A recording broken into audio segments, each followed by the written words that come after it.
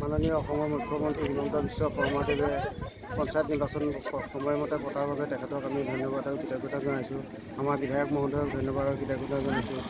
আৰু এই লখিমপুৰ জিলাৰ পিপিয়া সমষ্টিৰ গণকদলী গাঁও পঞ্চায়তৰ অন্তৰ্গত ৭ নং ৱাৰ্ডৰ পৰা আমাৰ সকলো কৰ্মী স্বতঃস্ফূৰ্তভাৱে নিজে ওলাই আহিছে, আহি আমাৰ লগত সহযোগ কৰিছে। আমি নথৈ আনন্দিত হৈছোঁ।